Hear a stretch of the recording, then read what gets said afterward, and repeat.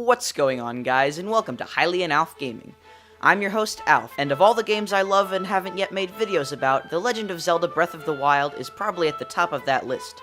It's the Switch game that I've played more than any other, dozens of hours ahead of number 2, which is Splatoon 2, and it's just an incredibly well-made game. It's got so many interesting yet easy-to-follow mechanics done in a fun way that put it above most other games, many of which are new to the Zelda franchise entirely. One of Breath of the Wild's most notable new mechanics is its weapon variety, a feature that some people aren't exactly fond of. I'm not here to debate whether or not Breath of the Wild's weapon system is good, I think it is, but rather I want to discuss which weapons are the best. Not counting bows or shields, what are the kings of combat in The Legend of Zelda Breath of the Wild? Now, I was originally planning to do just the top 10 weapons period, but then as I actually started to make my list, I realized that there were just too many of them. Thus, I've split up my list into 3 parts based on weapon class: broadswords, greatswords, and spears. Before I explain how I formed my list beyond this, though, I'll give you a quick rundown on exactly how Breath of the Wild's weapons are set up. First of all, there are certain standalone weapons, like the boomerang or Korok leaf, that aren't in need of any explaining. Then there are 9 elemental weapons, 3 of each in-game element split up by weapon class, and for each list I'll pick the element that I feel works best for the given weapon class. Lastly, there are many collections of other weapons like the Lynel set or the Lizzle set, each with different weapon classes and levels of attack power within them. Let's take the Lynel set as a quick example. In the early game, each Lynel you find will have either a Lynel sword, a Lynel crusher, or a Lynel spear. As you progress, the same 3 weapon types will be found on Lynels, but they have 3 levels: Lynel, Mighty Lynel, and Savage Lynel. There's still a sword, crusher, and spear for each level, but if they appear on any of my 3 lists, I will exclusively be talking about the highest level of weapon in the given set, in this case the Savage Lynel version. Now, I won't only be accounting for attack power in weapons, how difficult the weapon is to get will also be considered. Coolness and other abilities will be taken into account as well. Another thing, I'm basing my choices purely off of how they function in combat, no extra uses to speak of. Sorry to the torch and the Korok leaf. Lastly, no master sword or champion weapons. Self-explanatory and all that. Now that the longest intro in Highly and Alf Gaming history is over, let's get started with my list of spears. Seriously though, this intro took up more than an entire page in my script. Okay, go with the spears now. Yeah!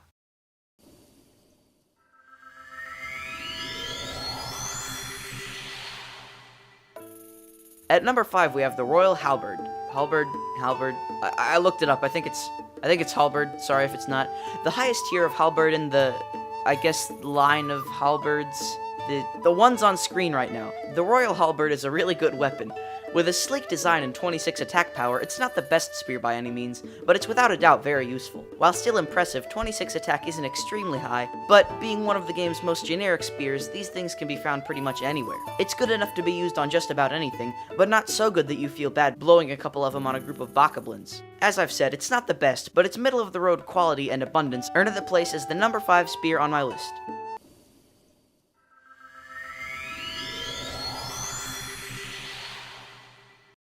For my number 4 spear, I've chosen the Ancient Spear. Sporting 30 attack power and an awesome blue glow, the Ancient Spear is one of the few weapons in the game that you can actually purchase for money and resources at the Akala Tech Lab. 30 attack power is really good for a spear, and while incredibly cool and useful, the Ancient Spear does have its downsides. While being able to buy it whenever you want is a nice feature, the number of rupees and hard-to-come-by ancient parts you need to get it are pretty hefty price, regardless of quality. Not only do you have the ability to purchase the Ancient Spear, but that's also the only way to get it, which means no random perks like increased attack power or throwing distance. While these 2 factors certainly weigh down the Ancient Spear, 30 attack power is nothing to laugh at in the realm of Breath of the Wild spears, which is why the Ancient Spear is sitting pretty at number 4.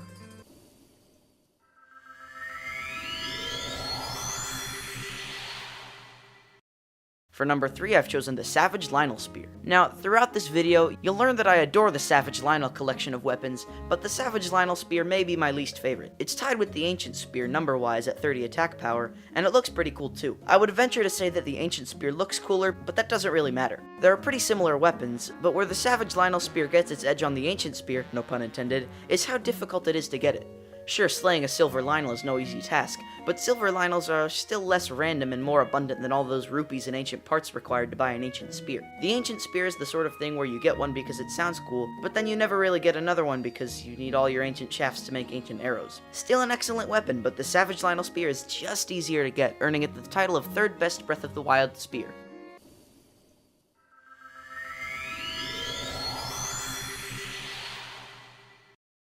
For number 2, we're actually kicking it down a notch in terms of firepower to just 22 attack power with the Thunder Spear. I'm allowing one weapon of each elemental attribute per list, and the Thunder Spear takes the cake here. Now, all of the elemental weapons are set up differently, but with relatively similar aspects within their given weapon types. The Frost weapon has the least attack power because its elemental ability is the most useful, then the Thunder weapon, followed by the Flame weapon with the most attack power. As I literally just explained 2 seconds ago, the Thunder Spear indeed does have 2 less attack than the Flame Spear, and is a less useful elemental effect than the Frost Spear, but as you may know from my Splatoon 2 top 10, middle grounds work very well for my tastes. While it has the highest attack power, the Flame Spear's elemental effect is next to worthless in combat, and it only has a measly 2 more attack power than the Thunder Spear. Then, while enemies stay frozen almost indefinitely under normal weather conditions, electricity also stuns enemies, multiple at once if there's water. Either way, spears can thrust in such rapid succession that it barely even matters how long enemies stay stunned. If attack power wasn't a factor, I'd obviously give this one to the Frost Spear due to its permanent freezing effects,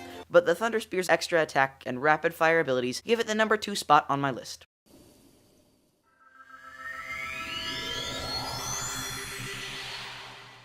And now, my pick for the number 1 Breath of the Wild spear is the Royal Guard's Spear. Hylian fun fact, the Royal Guard set is my favorite set of weapons in the game, followed by the Savage Lionel set due to 2 things. First, there's the obvious sleek black and red design, but the Royal Guard weapons also have nearly unparalleled attack power to go with them. The Royal Guard's Spear in particular has the highest base attack power of any spear in the game with an incredible 32 attack power. All this power does have a couple downsides though. For one thing, the Royal Guard's Spear can only be found in Hyrule Castle. This is annoying, but it's still much easier than paying a bunch of ancient parts or killing a Lionel. Another thing, all of the Royal Guard's weapons have pretty low durability. I've avoided talking about durability so far in the list, but the Royal Guard's Spear has such low durability compared to other top spears that I just had to mention it. These durability numbers mean nothing to most of you, but the Royal Guard Spear has a durability stat of just 15 compared to the average spear durability stat of about 31 and the highest spear durability stat of 70. While durability is quite low, the ridiculous attack power and easy-ishness of procurement earn the Royal Guard Spear the number 1 spot for Breath of the Wild spears.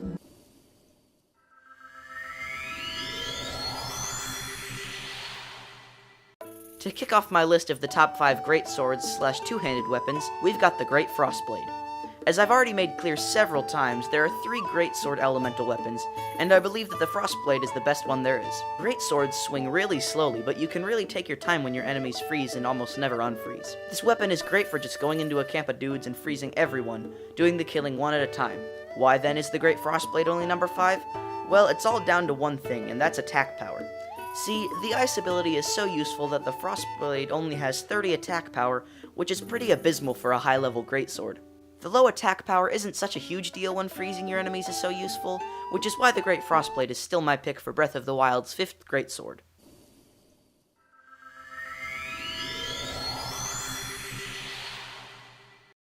At number 4 we have the Royal Claymore. In the same weapon family as the Royal Halberd, the Royal Claymore is a pretty sweet looking greatsword, with 52 base attack power. They're scattered about pretty well for such high quality weapons, and, much like the Royal Halberd, they're pretty good to use in just about any scenario. What then do I find to be a flaw in the Royal Greatsword, you might ask?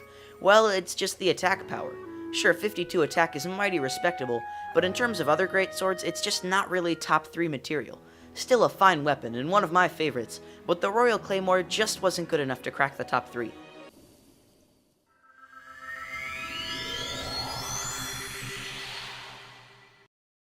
At number 3 we have the Ancient Battle Axe ++. These Ancient and Guardian weapons not only look frickin' sweet, but they also have even sweeter attack power. Okay, maybe not sweeter, but still quite sweet. The Ancient Battle Axe ++ has an incredible 60 attack power, making it ideal for fighting Hinoxes and other large enemies. It also, of course, is an easy way to dispose of smaller enemies as well. The Ancient Battle Axe ++ does have a couple downsides though, namely in the ease of procurement department. The only way to get one of these is to defeat the Guardian Scout of a major test of strength, which can be either easy or hard depending on how far you are into the game.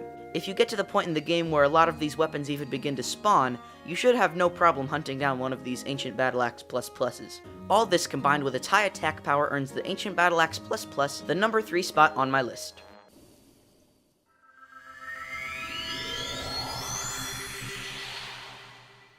For number 2, I've chosen the Royal Guard's Claymore.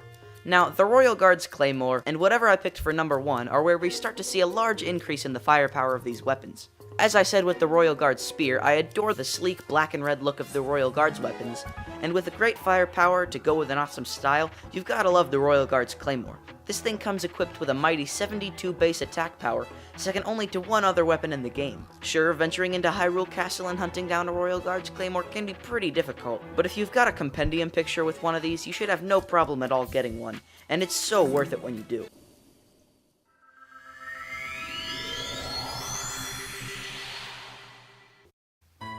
And now, for my number one great sword / two-handed weapon is the Savage Lionel Crusher. I don't think that this choice will surprise many of you, and all the Savage Lionel Crusher's strong points are pretty obvious. It looks awesome with its cool golden club design, and it has 78 base attack, the highest in the game, and okay, there isn't really a third strong point, but it's just great. Again, killing a Silver Lionel isn't necessarily easy, but the Savage Lionel Crusher is too great for that to matter to me.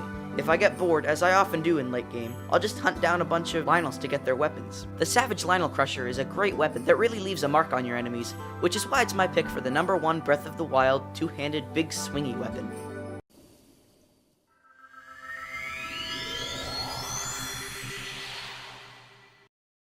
To kick off my list of broadsword / one-handers, at number 5 we've got the Guardian Sword Plus Plus. Now, I'll admit, I'm having some trouble finding things to say about the Guardian Sword Plus Plus, mostly because most things about it have already been said for the Ancient Battle Axe Plus Plus. It's glowy and blue, which is awesome, it's got 40 attack power, which is certainly not shabby for a broadsword, and the only way to get it is to beat a major test of strength. It's basically just the broadsword version of the Ancient Battle Axe Plus Plus, which is great, so it's here at number 5 on my list.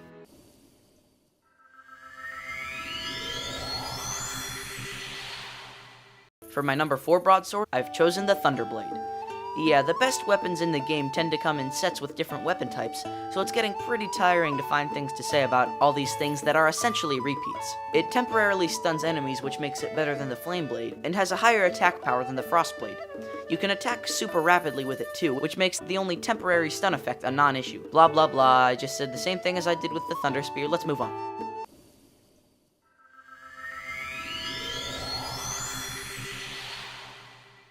For number 3, we have the Royal Broadsword. Sporting 36 attack power, the Royal Broadsword is just real good as far as attack power goes. It also lacks any sort of special effect like the Thunderblade, so why did I place it all the way at number 3? Well, like the Royal Halberd and Royal Claymore, there are just so many of them. Once all the game's enemies have fully leveled up after you've progressed, just about every camp of dudes has at least one Royal Broadsword. I obviously use the Master Sword whenever I can due to it never permanently breaking, but when the Master Sword is out of energy, the Royal Broadsword is often my go-to sword. By no means is it the most powerful broadsword, but I don't feel bad using one because I'll get another one so quickly whenever I need to. Yeah, that's about it for the Royal Broadsword, so on to number 2.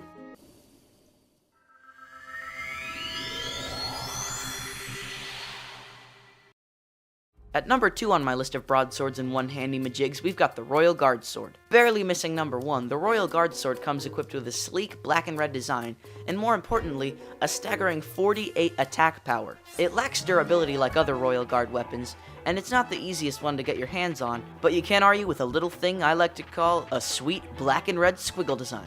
I mean, 48 attack power. It's very similar to other Royal Guard weapons, so I'm having a hard time coming up with things to say about it, so let's just move on.